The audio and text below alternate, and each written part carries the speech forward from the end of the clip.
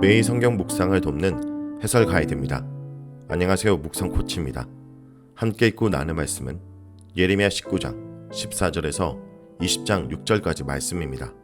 흰놈의 아들의 골짜기에서 일부 사람들에게 예루살렘의 멸망을 선포한 예레미야가 성으로 돌아옵니다.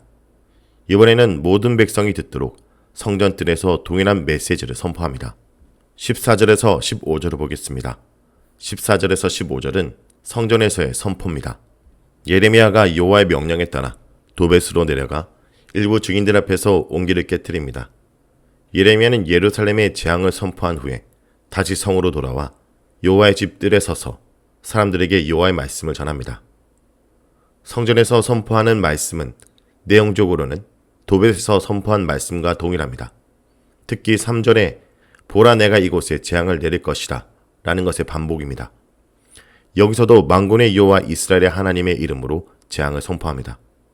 이 이름은 예루살렘의 제2에서 사용되는 공식적 명칭으로 여호와를 이스라엘의 구원자로 주장하는 성전 신학을 비판하는 의도에서 사용된 것 같습니다. 만군의 여호와 이스라엘 하나님은 당신을 버리고 예루살렘을 더럽힌 자들에게 심판자가 되십니다. 도벳에서는 함께한 소수의 장로들과 고위 제사장들만 표적 행위와 심판 선언을 보고 들을 수 있었습니다. 그러나 예루살렘 성전에서는 모든 백성이 예레미야의 심판 선언을 듣습니다. 선포한 재앙은 여호와를 버리고 우상 숭배와 폭력을 행사한 주민들이 들어야 할 여호와의 말씀입니다. 청자의 범위가 넓혀진 것에 상응하여 심판의 범위도 이곳 또는 이 성읍에서 이 성읍과 그 모든 촌락으로 확대됩니다. 재앙이 예루살렘을 넘어 그 주변 마을에도 임합니다. 고발의 초점이 예루살렘에 맞춰지지만 여호와를 버림에 있어 다른 지역도 별반 다르지 않았음을 시사합니다. 재앙을 초래하는 제약으로 압달렉에서는 구체적으로 도벳의 어린아이 희생제사와 천체 숭배를 언급하는데 여기서는 포괄적으로 그들이 목을 곧게 하여 내 말을 듣지 아니함이라고 말합니다. 백성들의 불순종은 의지적이고 노골적이었습니다.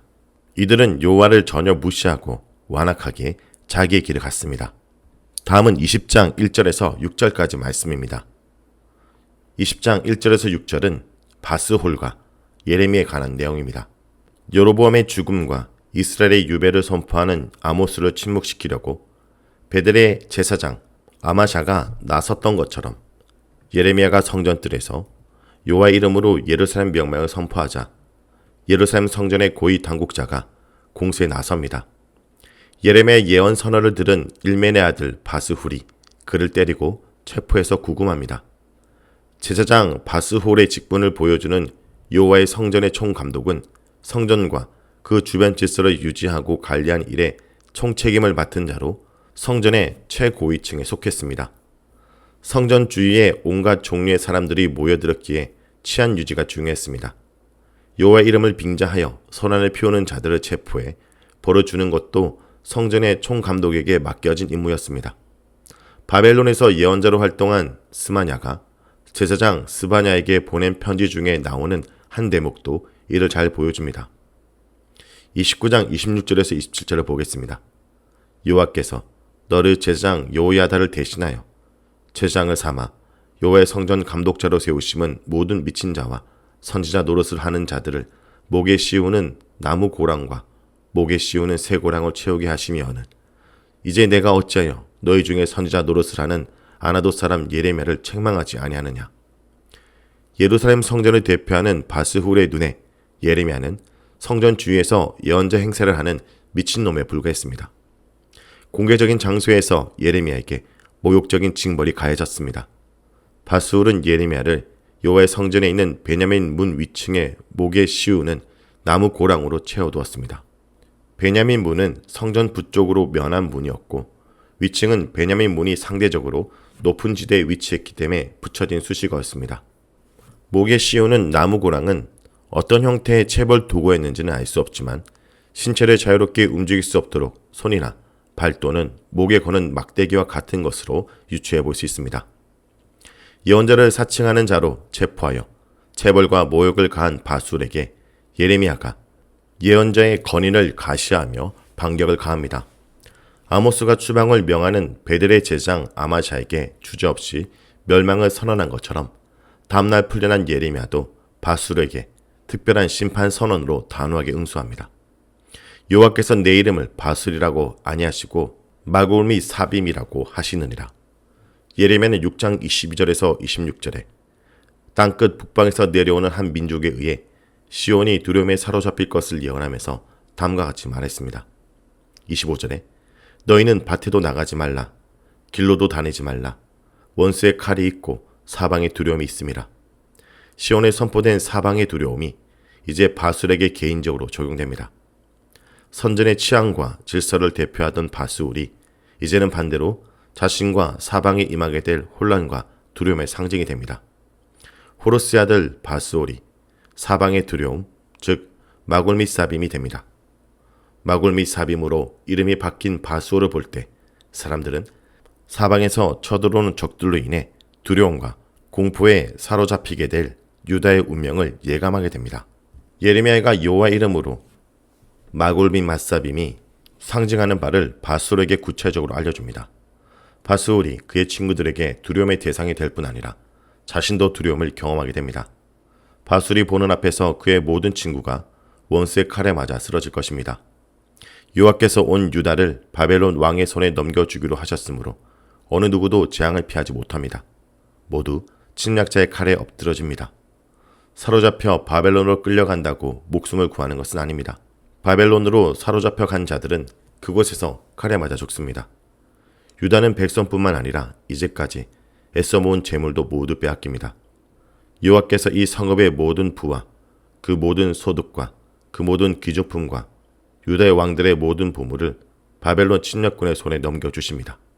예루살렘의 모든 재물과 유다의 왕들의 보물이 약탈당해 바벨론으로 옮겨집니다. 유다와 예루살렘은 어디에서도 사람의 흔적을 찾을 수 없는 표가 됩니다. 바벨론 왕과 바벨론은 4절에서 처음으로 언급됩니다. 예레미야가 선포했던 북쪽에서 내려오는 대적의 정체가 구체적으로 밝혀집니다. 이스라엘 시대에 반역한 이스라엘과 유다를 아수르의 손에 넘기셨던 여호와께서 이제 바벨론을 불러 당신께 등을 돌린 유다를 혹독하게 심판하십니다. 바벨론 침략군에 의해 친구들이 죽임당하는 것을 보는 것은 바술에게 닥칠 재앙의 일부에 불과합니다. 바술은 자신의 집안 사람들과 함께 사로잡혀 바벨론으로 끌려가고 거기서 죽고 거기에 묻힙니다. 약속의 땅에서 영원히 추방당하는 것입니다. 고향에서 조상들과 함께 마지막 안식을 누리지 못하고 더러운 이방에서 흔적 없이 사라져야 합니다. 바술의 저주받은 운명은 그의 모든 친구에게로 확대됩니다. 동료들도 마찬가지로 유배지에서 비참한 죽음을 맞습니다. 너의 거짓 예언을 들은 내 모든 친구들도 바술과 같은 운명에 피할 수 없습니다. 예레미야는 아마도 유다 백성이 평강과 구원을 선포한 거짓 예언자들을 지지하고 후원했다는 점에 주목하면서 그러한 심판의 말씀을 선언했던 것 같습니다. 자, 여기까지가 예레미야 19장 14절에서 20장 6절까지 말씀입니다. 오늘 말씀을 통해 우리는 무엇을 묵상하고 적용해야 할까요? 듣기 좋은 말이 아니라 들어야 될 말에 귀를 기울여야 합니다. 예레미야 말씀을 거부하고 결박한 바술에게 사방에 두려움이 있다는 뜻의 마골 및 사빔이란 새 이름이 주어집니다. 아브라함이 복의 대명사였다면 그는 두려움의 대명사가 될 것입니다. 사람들이 듣기 좋아하는 거짓 예언을 한 바스올과 그 예언을 참 예언보다 더 즐긴 그의 집 사람들과 친구들까지 모두 바벨론으로 붙잡혀 가서 거기서 죽어 묻힐 것입니다. 그리고 바스올이 난공불락으로 여겼던 여호와의 집이 있는 예루살렘 성문이 열리게 될 것입니다. 그리하여 그들이 하나님보다 더 사랑하던 소유와 왕들의 귀한 보물들이 다 탈취당하여 바벨론으로 옮겨지게 하실 것입니다. 성도 여러분, 우리를 살리는 것은 우리가 듣기 좋아하는 말이 아니라 마땅히 들어야 할 하나님의 말씀입니다. 오늘도 듣기 좋아하는 말이 아니라 들어야 될 말에 집중하며 살아가는 주님의 백성들이 되길 간절히 기도드립니다.